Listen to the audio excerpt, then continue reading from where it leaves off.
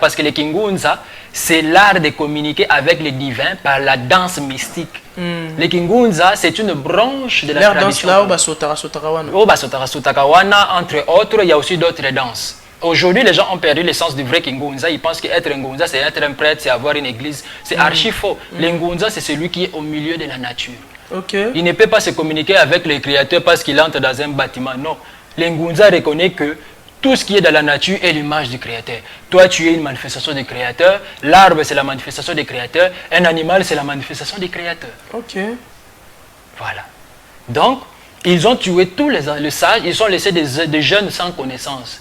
Ce qu'on y a, c'est arme, c'est bord, pena abu. Tanga. C'est autant que bomio. Que pour ça, ni. Banika kotanga. Banika kotanga, ça on a le ban. C'est que 700 ans après, vous voulez qu'on se retrouve dans quelle eau? C'est toujours dans ce taux-là du christianisme. Comprenez? Et maintenant, la base de la lutte ne peut pas être non, pasteur, bien autant que ça le coûte. Non, parce que ça, c'est perdre du temps. Moi, je trouve que cette lutte-là, c'est perdre du temps. Il faut faire comprendre, même aux pasteurs, que l'histoire que vous prêchez, vous rattachez au Mindele, c'est notre histoire. C'est là où les choses doivent commencer. Parce que les églises, on doit être sur un terrain purement scientifique. Connaissance face à la connaissance. Pas des insultes. Les insultes, c'est pour les faire. On doit discuter, faire comprendre. Sur le plan historique, toutes les sciences, on met sur la table, on prend la Bible, on va tous venir au point où on dira que la Bible, c'est nous. Et maintenant, il faut comprendre. Les personnages de Jésus. Est-il un égrégore, comme on l'a dit, ou c'est vraiment la manifestation des lettres que nous connaissons de la tradition Congo qui avait mené la lutte dont la Bible parle? Entre parenthèses, Jésus c'est un égrégore vrai ou faux? Le Jésus qu'on nous présente, qui a fait les films, qui est aujourd'hui devenu, voilà, c'est lui-là. Lorsque les gens prient, ils mettent cette image-là dans la tête. Comprenez? Le Jésus qui apparaît avec une peau blanche et beaucoup de cheveux là, c'est un égrégore. Purement un égrégore. Mais la spiritualité est un terrain glissant. Aujourd'hui, beaucoup de personnes disent Jésus, mais derrière Jésus, il y a un autre esprit. Et ça aussi, c'est un autre point. D'où la Bible dit que Jésus, il n'était pas beau. Ni beauté. Voilà, il n'avait rien qui pouvait attirer l'apparence d'une personne. Vous comprenez? Maintenant, ces beaux gars-là qu'on nous présente dans des photos, et c'est que la Bible dit, vous voyez pas que c'est des choses différentes. Même les chrétiens, vous-même, vous devez quand même avoir la tête pour réfléchir.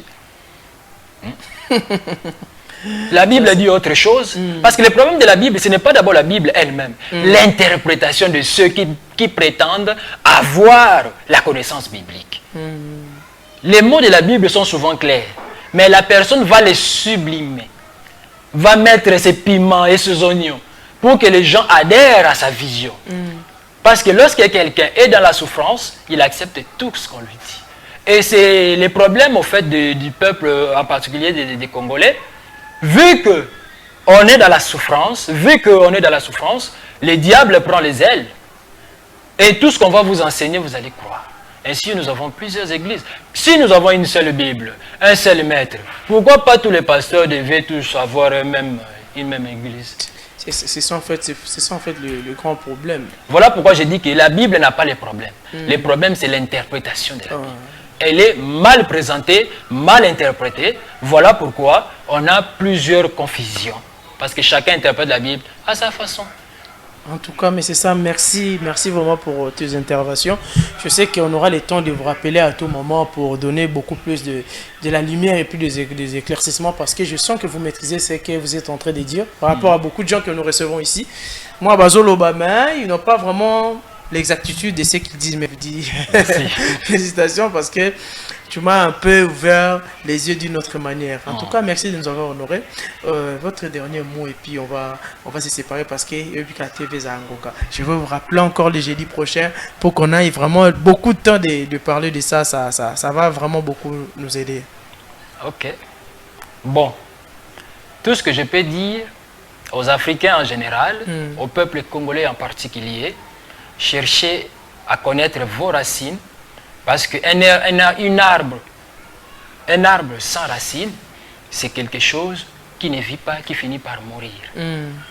C'est-à-dire vos racines, c'est votre pilier qui vous permet de vous propulser loin.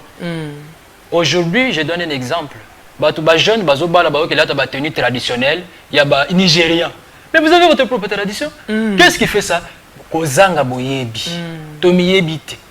Cherchez à vous connaître, cherchez à connaître votre tradition. Quand on parle de la tradition, ce n'est pas seulement voir les côtés coutumiers à Kibondoki. Non, la tradition, c'est un ensemble de systèmes de connaissances qui se transmet de génération en génération. Avant de critiquer, cherchez d'abord plutôt à connaître, et c'est après que vous allez donner votre critique. Ok. C'est ça. En tout cas, un grand merci. Merci de nous avoir honorés.